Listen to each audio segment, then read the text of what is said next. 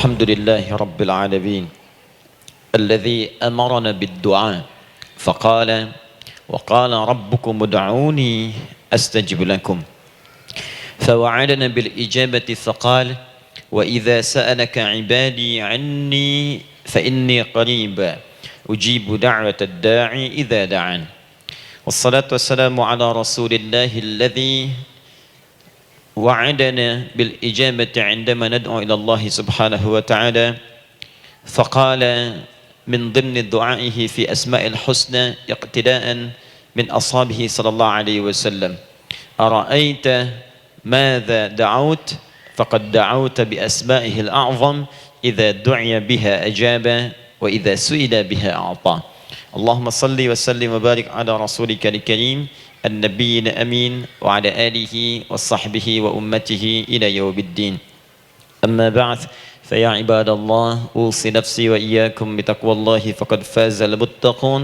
فلا تموتن إلا وأنتم مسلمون. Saudariku sekalian, para ibu baik yang di dalam ruang masjid ataupun yang di luar masjid, di sekitaran masjid dan studio, saya ingin mengajak pada seluruhnya tanpa kecuali, mari kita senantiasa bersyukur pada Allah Subhanahu wa taala atas nikmat yang telah kita dapati sampai dengan pagi hari ini. Syukur itu selalu menambah ketenangan di dalam jiwa. Syukur itu bisa mengentaskan sebagian persoalan hidup yang kita rasakan. Syukur itu bisa menambah kekuatan dari perasaan lemah yang kita rasakan. Dan syukur itu puncaknya bisa mengantarkan ke dalam surga terbaik yang dijanjikan, hingga Allah menyebutkan kemudian dalam Al-Quran, wa qalilun min ibadiyas syakur, sedikit sekali di antara hamba-hambaku itu yang bisa menjadi orang yang pandai bersyukur kepada Allah Subhanahu wa taala. Mudah-mudahan hidupan kita sampai hari ini seluruhnya diterima oleh Allah Subhanahu wa taala sebagai amal saleh, dan semoga yang belum mendapatkan hidayah untuk berislam sampai dengan pagi hari ini dihunjamkan hidayah kepada dalam jiwanya oleh Allah Subhanahu wa taala agar bisa berislam sebelum wafat menghadap Allah Subhanahu wa taala. Baik, hari ini kita akan belajar. Saya akan cepat masuk kepada pembahasan karena waktu kita cukup singkat, tentang orang-orang yang dikabulkan doanya yang tersebut dalam Al-Quran khususnya dan sunnah-sunnah Rasulullah Sallallahu Alaihi Wasallam. Kita akan bagi pembahasan kita ke dalam 3 bagian.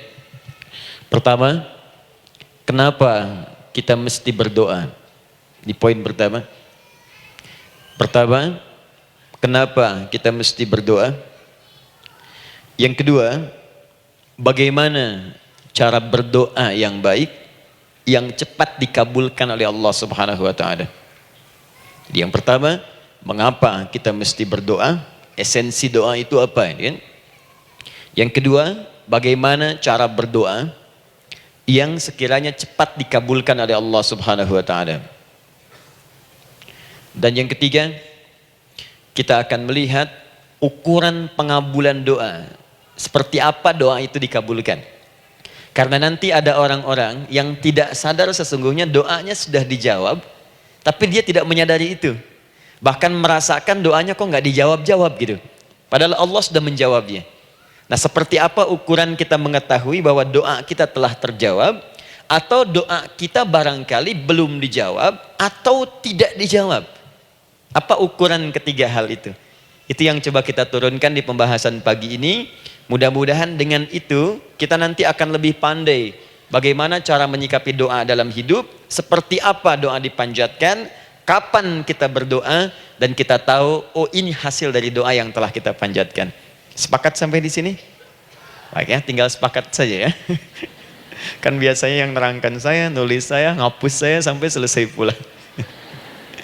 Baik, ayo kita mulai. Bismillah. Mengapa kita mesti berdoa? Kita buka dulu ibu sekalian. Ya, yang di ruangan ini ataupun yang di bawah, semuanya insya Allah memiliki kemuliaan yang sama di hadapan Allah Subhanahu wa taala, sesuai dengan keikhlasannya. Ya, sesuai dengan keikhlasannya. Karena hadisnya umum sifatnya. Man salaka tariqan yaltamisu fihi ilma sahhalallahu lahu tariqan ilal jannah. Siapa yang menyiapkan dirinya menempuh perjalanan dan dia meniatkan ingin belajar pengetahuan agama walaupun sedikit, maka dia akan dapat balasan dari Allah. Minimal setiap langkahnya akan dicatat meringankan langkah dia ke surga nantinya. Ya, Dan di situ tidak disebutkan khusus bagi yang di dalam ruangan masjid. Lantai 2 lagi misalnya. Tidak. Ya, jadi yang di sekitaran, yang di depan semua berdasarkan niatnya, ya. Berdasarkan niat dan kuantitas amalannya. Di kuantitas itu tambah. Mungkin ustadz belum datang, ibu ada yang berzikir, ada yang baca Al-Qur'an, ada yang istighfar, itu yang nambah pahala. Ya. Kalau yang pasang status, pasang kamera, ya itu saya nggak tahu. Ayo kita kembalikan sini. Pertama, Quran surah ke-7 ayat 172.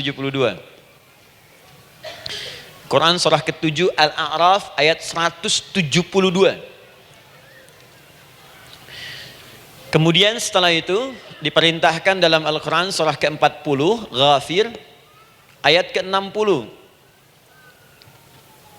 Lalu kita praktekkan ini dalam keseharian kita. Saya beri contoh misalnya Quran surah ke-2 ayat ke yang paling banyak nih dibaca 201. Kadang-kadang misalnya Quran surah ke-2 ayat 286.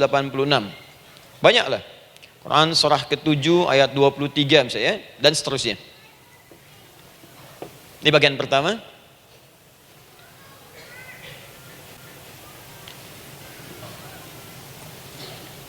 Bagian kedua, nanti kita akan belajar bagaimana cara berdoa yang baik yang dikabulkan.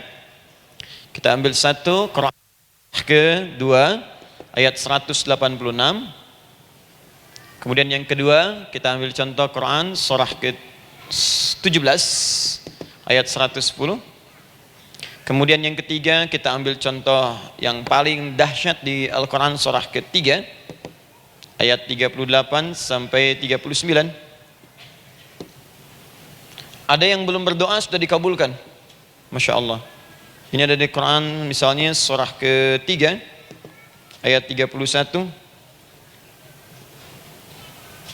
Nanti turunan amalannya misal di Quran surah 51 ayat 15 sampai dengan 18. Saya bulati yang 18-nya. Ya, bagian ketiganya nanti kita uraikan di bagian akhirnya. Baik, kita bisa mulai insyaallah. Baik, kita bagian pertama, mari kita mulai. Saya ingin berkisah sejenak dengan menyampaikan Quran surah ke-7 Al-A'raf ayat 172. Allah berfirman, A'udzubillahi minasyaitonirrajim, wa idz akhadha rabbuka min bani adama min zuhurihim dzurriyyatahum wa ashhadahum ala anfusihim alastu bi rabbikum qalu bala syahidna. Ada ayatnya? Baik ya, di Quran surah ke-7 Al-A'raf ayat 172. Wa idz akhadha rabbuka min bani Adam. Kata Allah, dan ingatlah, pahamilah, pelajarilah, dalamilah. Teman-teman sekalian, ingat kalimat idz dalam Al-Quran, termasuk dalam bahasa Arab, itu bukan sekedar mengingat. Idz itu bisa mengandung arti memahami dengan dalam, menganalisis, ya, memaknai, itu idz. Jadi bukan sekedar mengingat. Bukankah ibu kalau mengingat sesuatu berusaha mendalaminya? Ya, kalau nggak percaya saya tanya begini. Coba ibu ingat kemarin jam 5 sore ada di mana? Bukankah sekarang sedang mendalami sesuatu? Sedang mencari memori jam 5 sore kemarin ada di mana? Setelah itu dihimpun jadi sesuatu lalu disampaikan dengan terstruktur, dengan rapi. Oh, kemarin saya ada di sini, di sini, di sini, mengerjakan ini. Itu idz dalam bahasa Arab. Kalau di Al-Quran ada kalimat idz, itu berarti bukan sekedar kita diminta mengingat, tapi juga merenung, mendalami, memahami dengan dalam. Paham insyaallah? Baik, sekarang perhatikan. Nanti kalau ibu baca Al-Quran, maksud saya, ibu bisa menerjemahkan sendiri dan memahami dengan baik. Ya, misal kalimat idz pertama dalam Al-Quran misal ditemukan di Quran surah kedua ayat 30. Wa idz qala rabbuka lil malaikati inni ja'ilun fil ardi khalifah. Idz akan ditemukan. Nah, sekarang ayat tentang korelasinya dengan doa, kita buka Quran surah ke-7 tadi ayat 172. Wa idz akhadha rabbuk, dan pahami ya kata Allah, renungkan ya, maknai dengan dalam ketika Allah menyampaikan, membuat komitmen dengan semua anak cucu Adam tanpa kecuali. Semuanya. Ingat kalau ditemukan kalimat Bani Adam. Bani Adam disebutkan 7 kali dalam Al-Quran. Ya. Berapa kali? 7 kali. Kalimat Bani Adam. Bani Adam. Ini menunjuk pada semua keturunan anak cucu Adam sampai selesai kehidupan. Ya, dari Nabi Adam alaihissalam, kemudian pasangannya Sayyidah Hawa alaihissalam, kemudian keduanya mulai berumah tangga, melahirkan keturunan. Diabadikan di Al-Quran surah keempat, ya, surah Ibu, ayat yang pertama. Ya ayyuhan nasu taqu rabbakumul ladzi khalaqakum min nafsin wahidah wa khalaqa minha zawjaha.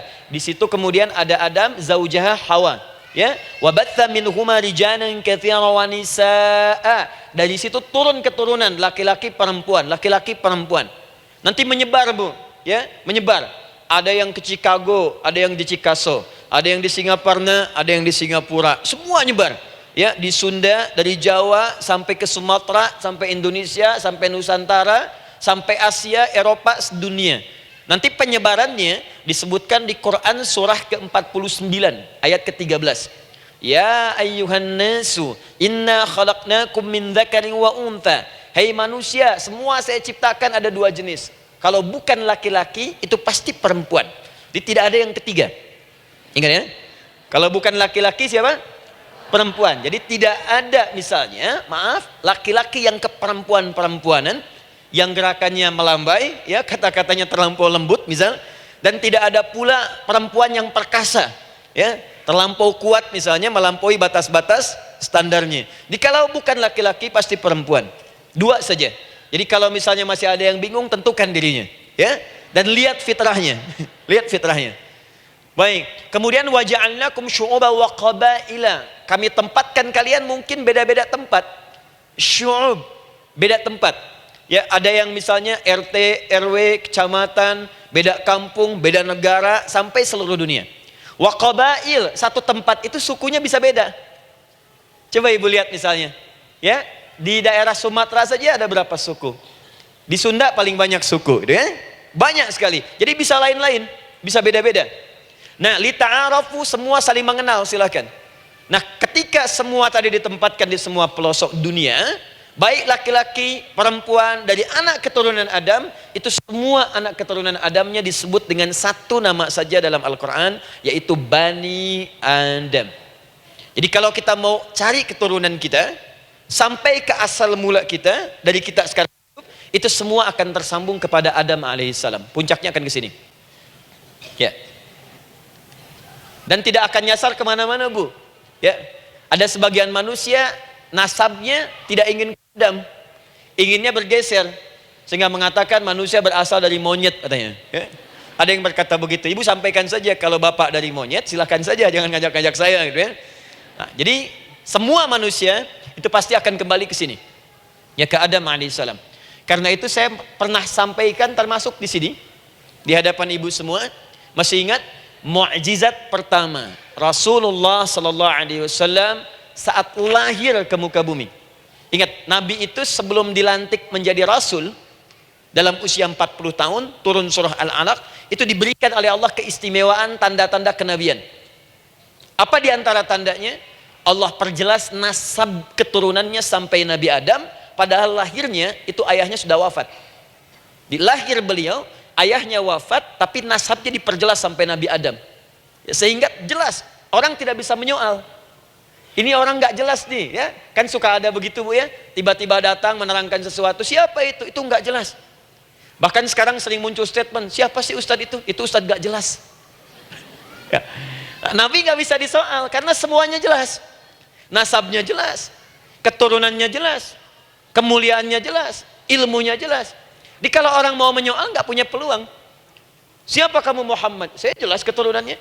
Muhammad SAW bin Abdullah bin Abdul Muttalib bin Hashim bin Abdul Manaf, bin Qusay, bin Murrah, bin Kilab, bin Ka'ab, bin Ghalib, bin Fihr, bin Malik, bin Nadar, bin Kinana, bin Khuzaimah, bin Mudrika, bin Ilyas, bin Nizar, bin Mudar, bin Ma'ad, bin Adnan, bin Addi, bin Adri, bin Muqawwam, bin Nagur, bin Tarih, bin Ya'rub, bin Yasjub, bin Nabit, bin Ismail alaihissalam, bin Ibrahim alaihissalam, bin Azar atau bin Nakhur, bin Abir, bin Kinan, bin Arfakhshad, bin Sam, bin Nuh alaihissalam, bin Mikhlail, Matushala, bin Kinan, bin Anwas, bin Thith, bin Adam alaihissalam.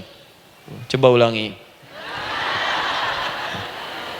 Jelas. Jelas. Jadi orang nggak bisa nyoal, itu mukjizat ya.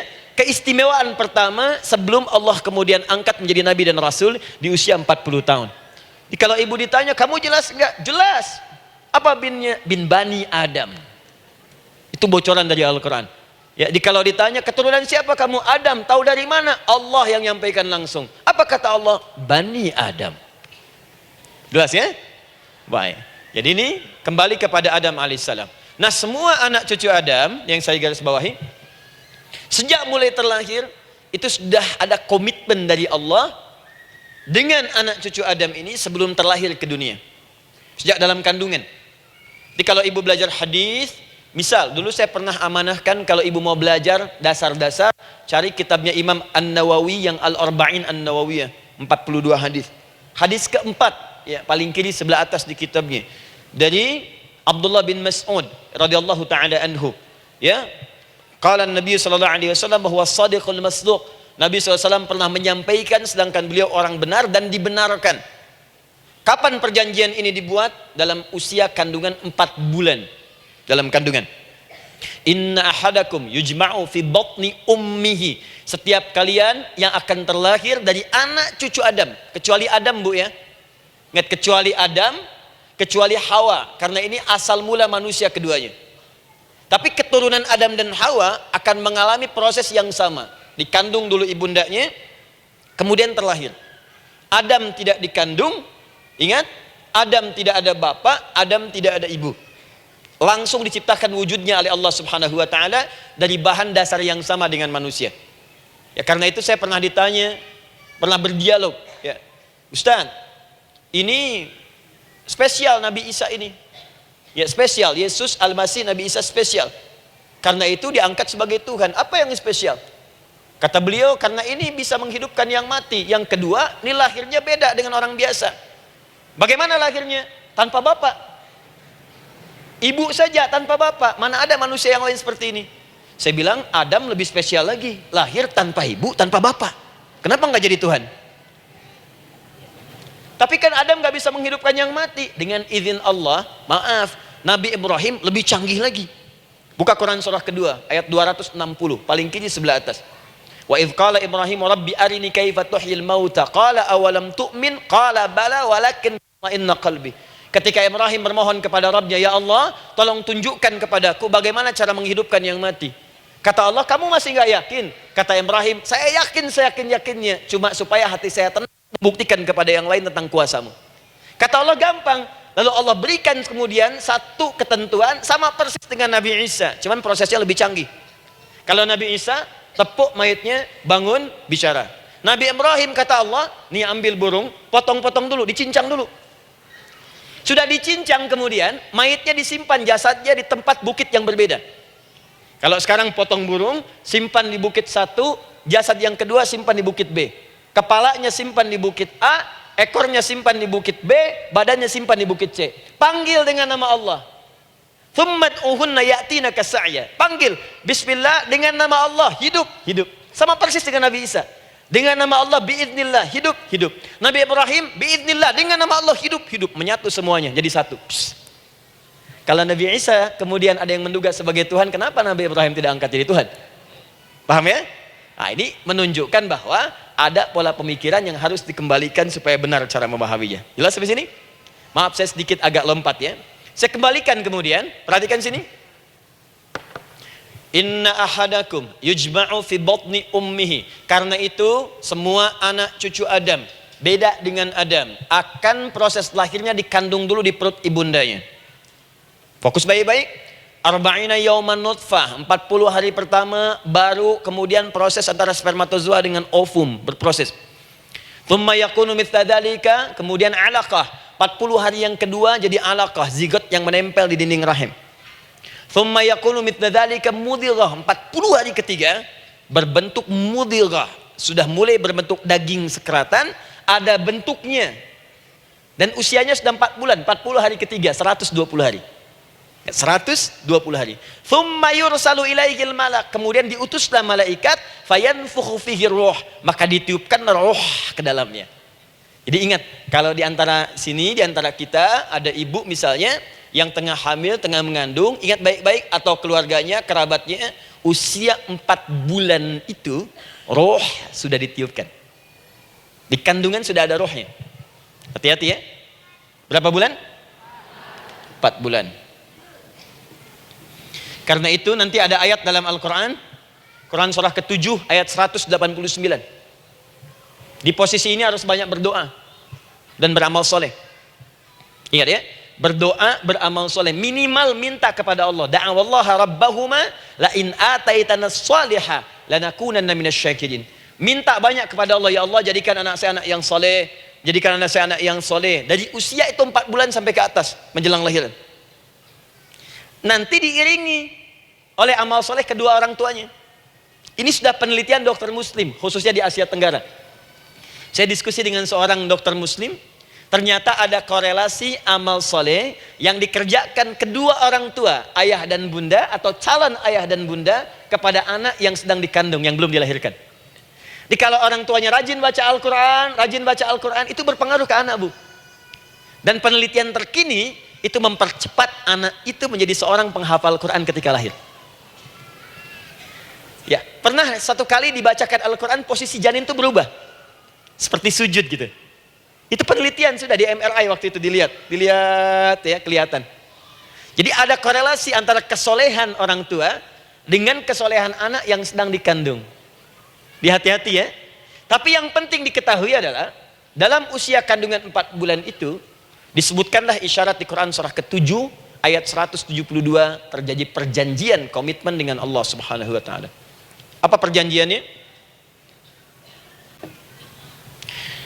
Wa idh akhadha rabbuka min bani adama min zuhurihim dzurriyyatahum wa ashhadahum ala anfusihim. Lihat perjanjiannya, saya fokus di kalimat ini, alastu bi rabbikum.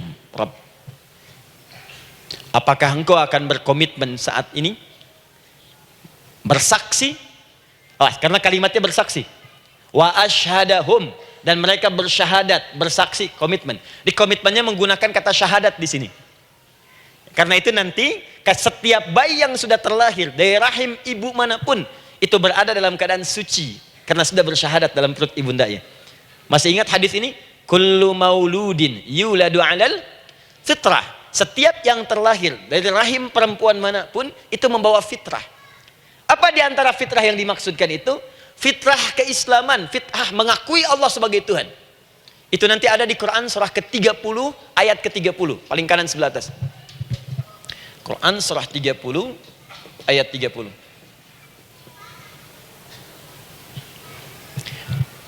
Fa'aqim wajhaka lid-dini hanifa. Hei setiap manusia, fa'aqim wajhaka, hadapkan, pasrahkan, arahkan dirimu sepenuhnya.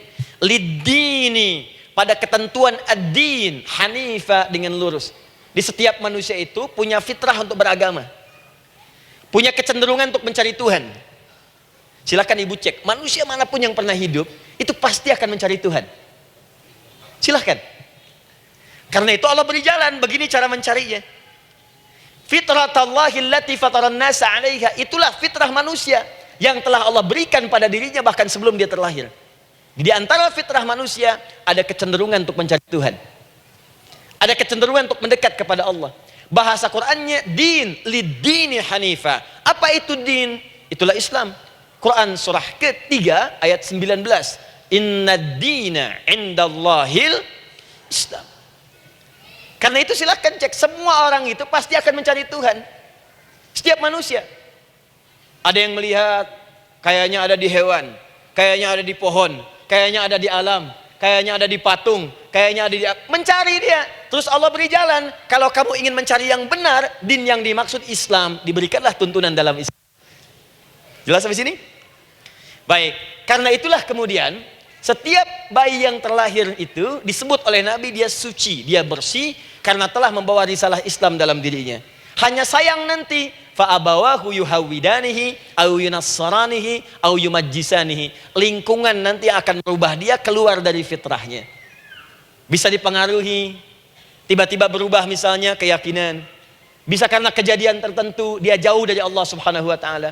Dia muslim, cuman karena kondisi tertentu, pekerjaan menjauhkan dia dari Allah, lupa sholat. Telenovela menjauhkan dia dari Al-Quran. WhatsApp, Facebook, media sosial melupakan dia dari ibadah. Coba ibu, kalau online setiap hari berapa kali dengan media sosial? Ganti status. Online dengan Allah berapa kali dalam sehari? Coba hitung.